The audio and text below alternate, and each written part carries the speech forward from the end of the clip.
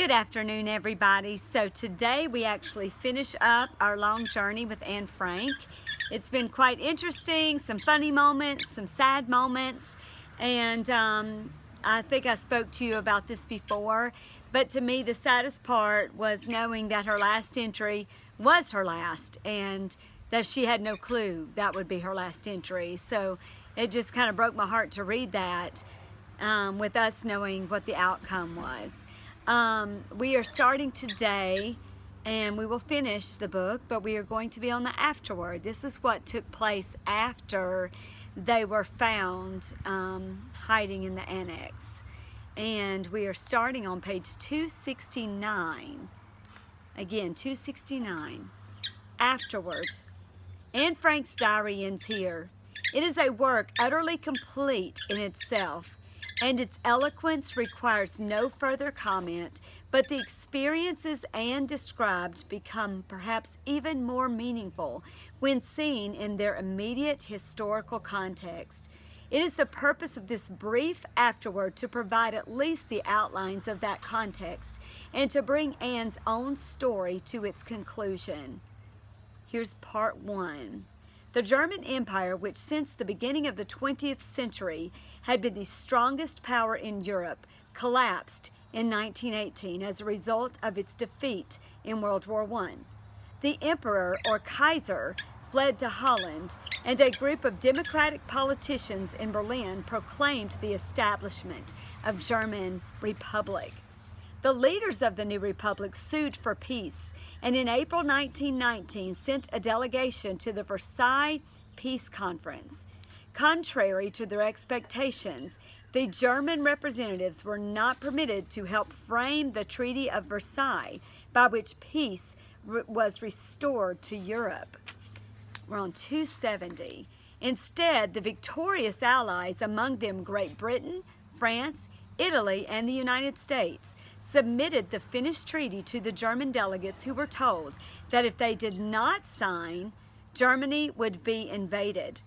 The treaty placed upon Germany sole responsibility for the war. It stripped Germany of its overseas colonies and of valuable territories in Europe. It virtually disarmed the once great military power, and it demanded that Germany pay the cost of all civilian damage caused by the war. The leaders of the German Republic had no choice but to accept these terms. Within Germany, the Treaty of Versailles was the subject of widespread indignation. Many Germans thought that their nation was no more responsible for causing the war than any other, and that Germany had been unfairly singled out for blame. Nationalists spread the false belief that Republican politicians had administered a stab in the back to the undefeated German army in November of 1918, and branded these politicians the November criminals. To many Germans, this theory proved a comforting rationalization for their country's defeat. The new German government, which became known as the Weimar Republic since its constitution was drawn up at Weimar, faced a number of serious problems. One of these problems was its identification with the unpopular Treaty of Versailles. Another was the fact that no political party was able to achieve a majority in the Reichstag, or parliament. So the government was always a combination of several parties. Opposition to the Republic came from many quarters. Middle-class Germans who had lost everything in the inflation of the early 1920s blamed the Republican government for their distress. Unemployed workers, impatient with the conservative Republic, looked for solutions to their problems in radical movements of both the left and the right. Industrialists, landowners, and army officers longed to replace the Republic with a regime more in keeping with the autocratic and militaristic traditions of the old empire. Although there were also many in Germany who hoped that the experiment in democratic republic would succeed, the years immediately following the war saw the establishment of a number of political parties dedicated to the destruction of the Republic and the reversal of the Treaty of Versailles. One of these was the National Socialist German Workers, or the Nazi Party. Like other extreme groups, the Nazis appealed to all sorts of discontented people, to demobilized soldiers and youthful idealists, to unemployed workingmen hostile to the interests, and to businessmen and property owners fearful of a communist revolution. The Nazi program combined the strong appeals of nationalism and socialism. It promised to restore Germany's power through the establishment of a totalitarian state. It also promised to redistribute the national wealth and to provide jobs for everyone. The man who became leader or Führer of the Nazi Party in 1921 was an Austrian-born former house painter named Adolf Hitler.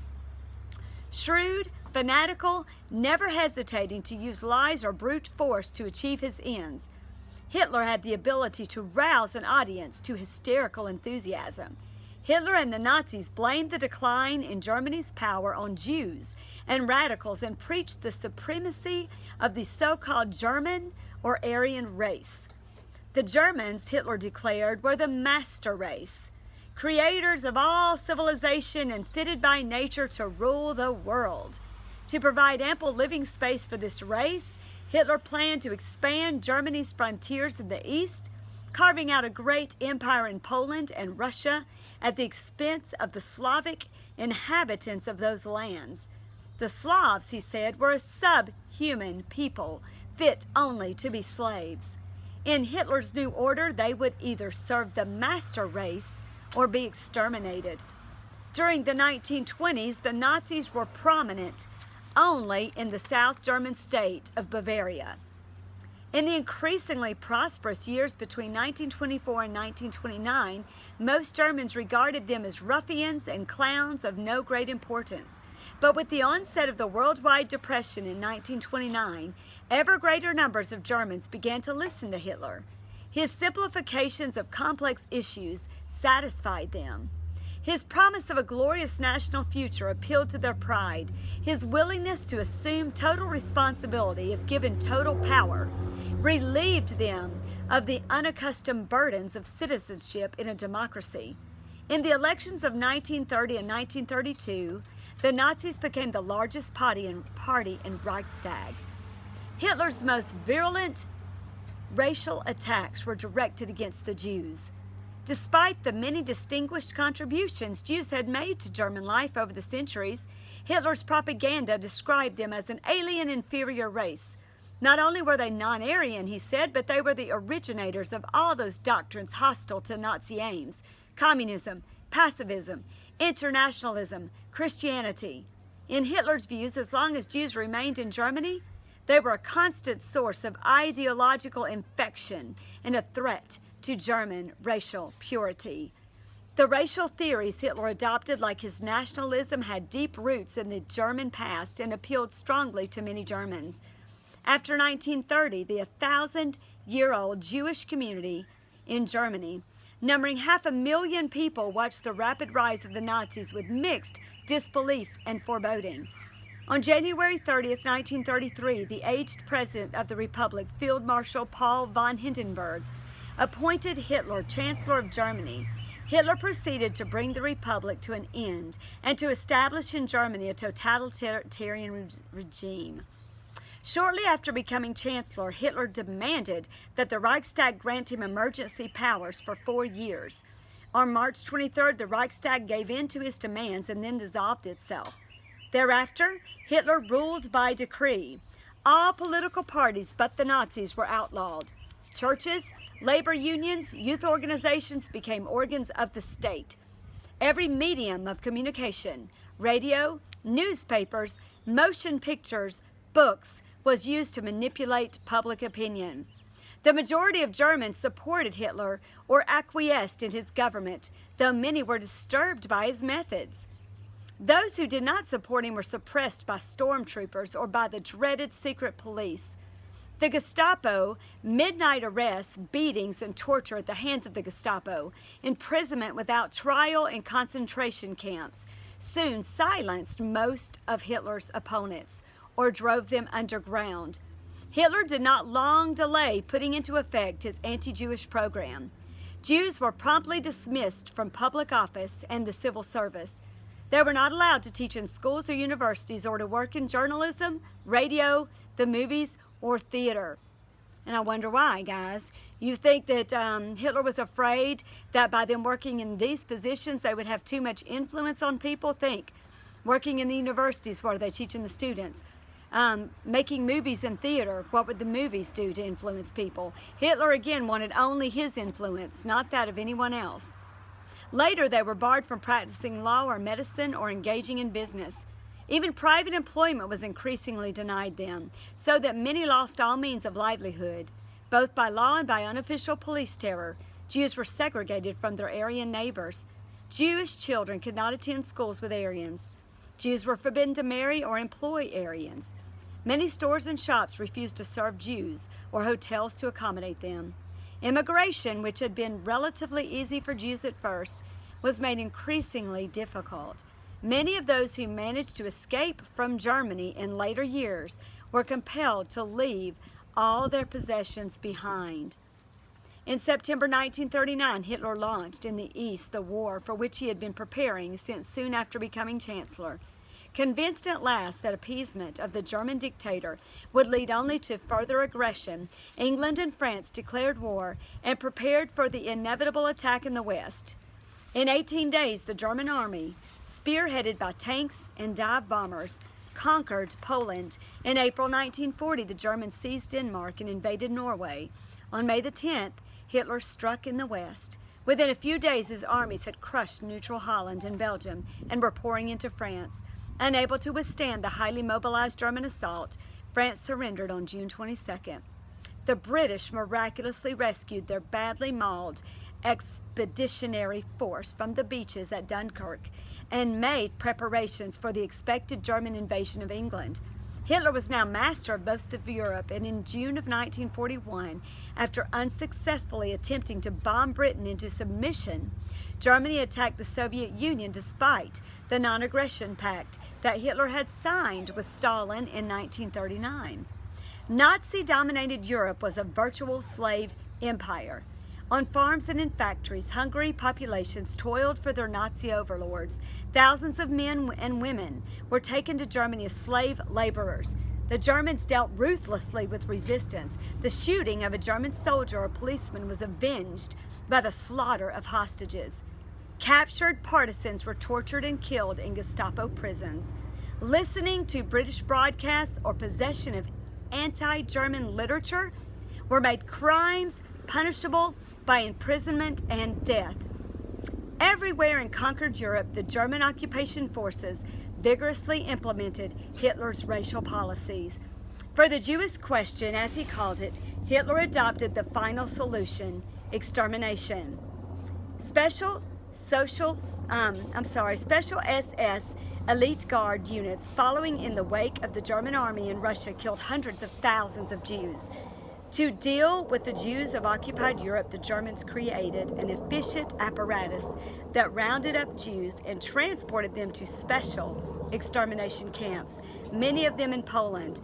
There, the prisoners were worked to exhaustion before being shot or gassed. To Treblinka, Belzec, Sobibor, Kelmo, but especially to Auschwitz, the long, slow trains began to move in 1941, carrying their wretched human freight to destruction. Before the Nazi nightmare had passed, an estimated 6 million Jews, men, women, and children, had been systematically murdered. Millions of non-Jews in Poland, Czechoslovakia, Russia, and elsewhere, most of them Slavs, were also victims of the Nazis. Anne Frank was born. We are now reading section 2, which is on page 275. Anne Frank was born on June 12, 1929 in the historic German city of Frankfurt. Frankfurt owed much of its commercial and cultural preeminence to its Jewish community, of which the Franks were members. The founders of the great Jewish banking family, the Rothschilds, had been natives of Frankfurt. Anne's father, Otto Frank, a respected businessman, could trace his family in the city's archives back to the 17th century. For Anne and her older sister Margot, the world of early childhood was a secure place, inhabited by loving parents, relatives, and nurses. Beyond the nursery, behind the comfortable 5-room flat on Gangerforstrasse, the world was not so pleasant. Otto Frank did not wait for the full force of Nazi persecution to make itself felt. In the summer of 1933, the Franks left Frankfurt. Mrs. Frank, with the 2 girls, joined her mother in Aachen near the Belgian border. Otto Frank went directly to Holland, where he established himself in a food products business. For centuries, Holland had provided a refuge for the persecuted. In the 1930s, it received many German Jews, as it had welcomed French Huguenots in the 16th century and English Puritans in the 17th. By the spring of 1934, the Franks were reunited and settled in Amsterdam. During the next few years, while crisis followed crisis and the threat of a Second World War increased, Anne Frank lived happily in Amsterdam like any Dutch girl. She attended the Montessori school, had a host of friends, and discovered with delight that boys liked her. But of all this began to change once the Germans invaded Holland in 1940. Shortly after the invasion, Queen Wilhelmina and her cabinet escaped to England, where they formed a government in exile to cooperate with the Allies. Occupied Holland was ruled by a German High Commissioner, Arthur Seyss-Inquart, who would one day be hanged as a major war criminal. The Germans terrorized and exploited Holland as they did other conquered countries. They blamed listening to Allied broadcasts, muzzled the press, and suppressed political parties and trade unions. They closed the universities and imprisoned the country's political, military, and intellectual leaders. Thousands of persons were sent to Germany as slave laborers. As the resistance movement grew stronger, the Germans exacted savage reprisals. In Holland, as elsewhere, they imposed harsh anti-Jewish measures. Despite strikes and protests by the brave Dutch, the roundup and deportation of Jews to extermination camps began. For Anne Frank, life under the German occupation was at first not greatly different from what it had been before. She was compelled to leave the Montessori school and to attend the Jewish Lyceum. But she still had her family and friends, and she was absorbed in the experiences of everyday life. The growing number of anti-Jewish decrees did not weigh heavily upon her. Her father, however, perceived the direction of events clearly enough. In February 1941, the Nazis launched their first roundup of Jews in Amsterdam. Those arrested were taken to reception camps at Westerbork and Butte, and from there shipped eastward into Germany. As the roundups continued, Otto Frank made plans for his family's safety. He had been forced by a German decree to leave his business, but his Dutch associates and employees remained loyal friends. Secretly, a group of rooms at the top and back of the building on the Pensengracht Canal that served as a warehouse and office for the business was pre-summoned as a hiding place. On July 5, 1942, the Germans summoned 16-year-old Margot to report for deportation. The following morning, the Franks slipped away from their home and went into hiding in the secret annex. They were soon joined there by a business associate of Otto Frank, Mr. Van Daan, and by the latter's wife and 15-year-old son, Peter. Later, they invited an elderly dentist, Albert Dussel, to share their refuge. The 8 Jews in the secret annex remained quiet during the day while business was conducted as usual in the lower part of the building. They stirred only at night when the building was deserted. Their friends in the office below, Mr. Kufis and Mr. Krahler, Miep, Van Santen, and Ellie Vossen, kept their secret, brought food and even gifts, provided what news they could of events in the city. That news in the fall of 1942 was terrifying. The roundup and deportation of Jews from Holland was proceeding according to plan. When the Franks went into hiding, Germany was at the height of its conquests. Hitler's empire extended from the English Channel deep into Russia, from the Arctic Circle to North Africa. Gradually, the tide began to turn in the fall of 1942. The German advance into Russia was checked at Stalingrad. At the same time, in North Africa, the British drove the Germans back from Egypt, and with their French and American allies, the United States, having altered the war in December 1941, landed in Morocco and Algeria to the rear of the German forces. While the Russians counterattacked along the Eastern Front in 1943, the Western Allies cleared Africa of Hitler's Afrika Korps and conquered Sicily and invaded Italy, toppling Hitler's fascist party, Benito Mussolini. Daily Allied air raids over Europe grew in intensity. In June 1944 came the long-awaited Allied invasion of France.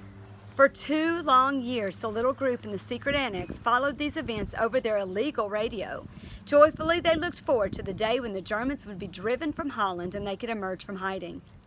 But on August 4th, 1944, following information provided by a Dutch informer, remember we talked about that, guys, the Gestapo penetrated into the Franks' hiding place. The 8 Jews, together with Mr. Kufus and Mr. Krahler, were taken to Gestapo headquarters in Amsterdam. After a few weeks' imprisonment, Mr. Kufus was released for medical care. Mr. Krahler spent 8 months in a forced labor camp. The Franks, the Van Dans, and Mr. Dussel were sent to Westerbork. On September 3rd, the day the Allies captured Brussels, these 8 were among the last shipment of 1,000 Jews to leave Holland. The prisoners were herded aboard a freight train, 75 people to a car. The cars, it's hard for me to even read it, guys. The cars, each with only a small barred window high on one side, were sealed. For 3 days and nights, the train wandered eastward across Germany, often stopping, backing, detouring. On the 3rd night, it reached Auschwitz in Poland. In the glare of searchlights, police dogs, the Jews left the train. On the platform, men and women were separated. It was the last Otto Frank saw of his family. At Auschwitz, the healthier prisoners, their heads shaved, worked 12 hours a day digging sod, driven relentlessly by the sadistic capos, criminals who served the SS as labor overseers. At night, they were locked into crowded barracks. Outside the windows, they could see the sky glow red above the crematories. Through the research of Ernst Schnabel, a German writer whose book Anne Frank, A Portrait in Courage, was published in 1958, some of the events of the last few months of Anne's life have been reconstructed. Auschwitz, a former inmate, told Mr. Schnabel, was a fantastically well-organized spick and span hell. The food was bad, but it was distributed regularly. We kept our barracks so clean that you could have eaten off the floor. Anyone who died in the barracks was taken away first thing in the morning. Anyone who fell ill disappeared also. Those who were gassed did not scream. They were just no longer there. The crematory smoked, but we received our rations and had roll calls. The SS harassed us at roll call and kept guard with machine guns from the watchtowers, and the camp fitzes were charged with high-tension electricity. But we could wash every day and sometimes even take showers. If you could forget the gas chambers, you could manage to live. The prisoners moved like sleepwalkers, half dead, protected somehow from seeing anything, from feeling anything. But Anne had no such protection. Another survivor recalled. I can still see her standing at the door and looking down the camp street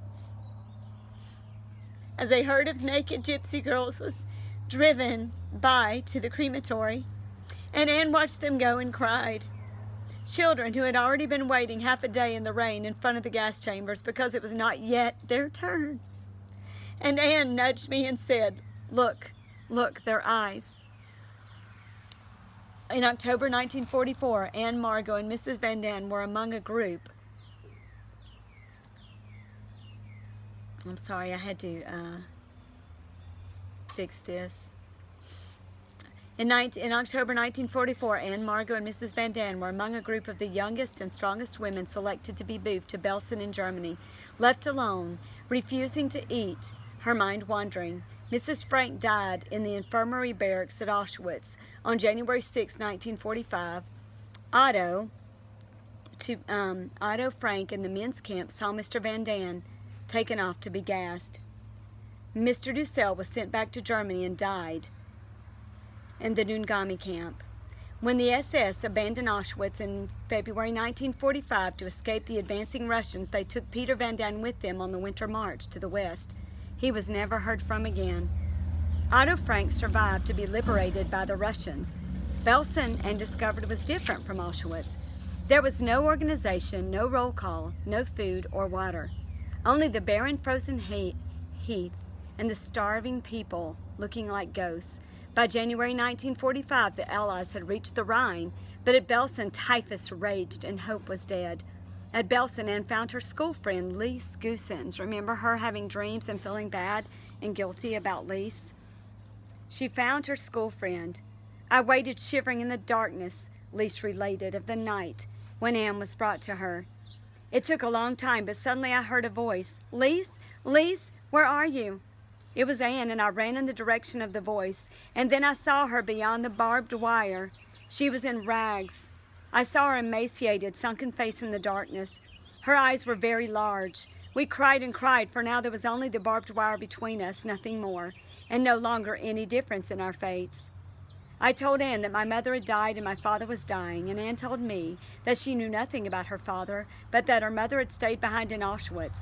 Only Margot was still with her, but she was already very sick. They had met up with Mrs. Van Daan, again, only after their arrival here in Belsen. Mrs. Van Daan died at Belsen, but no witness marked the date. Margot died at the end of February or beginning in March 1945. Anne, who was already sick at the time, recalled a survivor, was not informed of her sister's death, but after a few days she sensed it, and soon afterwards she died peacefully, feeling that nothing bad was happening to her. She was not yet 16. Guys, that is so sad. Section 3. In May of 1945, the war ended. Months later, Otto Frank returned to Amsterdam by way of Odessa and Marseille. Miep and Ellie gave him the notebooks and papers in Anne's handwriting that they had found strewn over the floor of the secret annex after the Gestapo had gone. These were Anne's diaries, stories, and sketches. They were all that remained. At first, Otto Frank had copies of the diary privately circulated as a memorial to his family. It was a Dutch university professor who urged formal publication of the book, and with only slight additions by Mr. Frank. The secret annex was published in Amsterdam by Contact Publishers in June of 1947. The book soon went through several editions. In 1950, it was published in Germany by the Heidelberg firm of Lambert Schneider. The first printing was only 4,500 copies, and many booksellers were actually afraid to show it in their windows, but the book caught on rapidly, and sales of the pocket edition published by S. Fischer Verlag totaled 900,000. In 1950, the diary was published in France, in 1952 in England and the United States under the title Anne Frank, The Diary of a Young Girl. Now, 20 years after its original publication, the book has been translated into 31 languages, including Bengali, Slovene, and Esperanto. It has been published in 30 countries and has sold more than 1 million copies in hardcover alone. In the United States, the diary and the works of Anne Frank, both published by Doubleday and Company, have sold well over 150,000 copies, and the pocketbook edition of the diary has sold almost 400 million copies. The diary was also distributed by the Teenage Book Club and the Book Find Club and was reprinted in the Modern Library. It was serialized by an American newspaper syndicated with an estimated audience of 10 million readers, and millions more read it when it was condensed in omnibook and compact magazines. A German translation of the book has been used in the United States as a school reader, and the large type edition has been published by Franklin Watts Incorporated. In 1955, a play by Francis Goodrich and Albert Hackett based on the diary called simply The Diary of Anne Frank opened at the Court Theater in New York. A great success, it received the Pulitzer Prize, the Critics' Circle Prize, and the Antoinette Perry Award for 1956. On October the 1st, 1956, The Diary of Anne Frank opened simultaneously in 7 German cities. Audiences there greeted it in stunned silence. The play released a wave of emotion that finally broke through the silence with which Germans had treated the Nazi period. For the first time, there were widespread expressions of guilt and shame for what Germans had done to the Jews only a few years before. In Amsterdam, Queen Juliana attended the play's opening on November 27th. This was the city where the events of the play had actually occurred, and many Netherlanders who had lost families and friends in the extermination of the Dutch Jews were in the audience. There were audible sobs, the New York Times correspondent reported, and one strangled cry as the drama struck its climax and conclusion, the sound of the Germans hammering at the door of the hideout. The audience sat in silence for several minutes after the curtain went down, and then rose as the royal party left. There was no applause. Guys, the people were just stunned in silence. In the United States, The Diary of Anne Frank was made into a motion picture in 1959 and adapted for television in 1967. But still, the story was not finished. With the passing of the years, more and more details of Anne Frank's life became known. In 1958, Ernst Schnabel published his moving book, for which he interviewed 42 people who had known Anne or whose lives had been touched by hers. In 1963, a Viennese police inspector, Karl Silberbauer, was identified as the Gestapo sergeant who had arrested the Franks in 1944. Silberbauer protested that he had merely followed orders. He was suspended from his post, but was later acquitted of the charge of having concealed his past. In January 1966, the Nazi police chief in the Netherlands during World War II, former SS Lieutenant General Wilhelm Harster, together with 2 former aides, was arrested in Munich. The 3 were charged with having directed the deportation of nearly 100,000 Dutch Jews to Auschwitz. One of their victims had been Anne Frank. At their trial a year later, a former SS Major, Wilhelm Zapf, testified that the Franks' betrayer, probably an employee in the warehouse, had received the usual reward of 5 gulden, about $1.40 for each of the persons taken from the secret annex. The German court sentenced Harster to 15 years in prison, his accomplices to 9 years and 5 years. Anne Frank's wish, "I want to go on living after my death," has come true.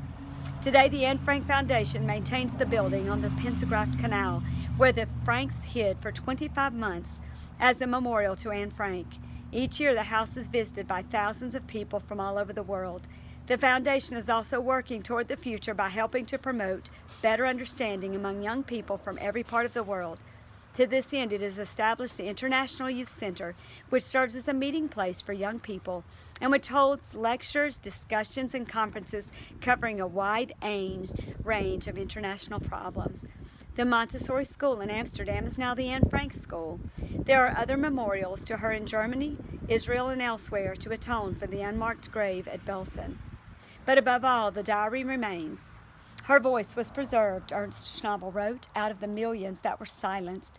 This voice, no louder than a child's whisper, it was outlasted the shouts of the murderers and has soared above the voices of time. So guys, that was hard. I don't know why I'm so emotional. That's hard to read after pouring through pages of Anne Frank and hearing her hope and hearing her sadness. But at the end, she kind of had hope again.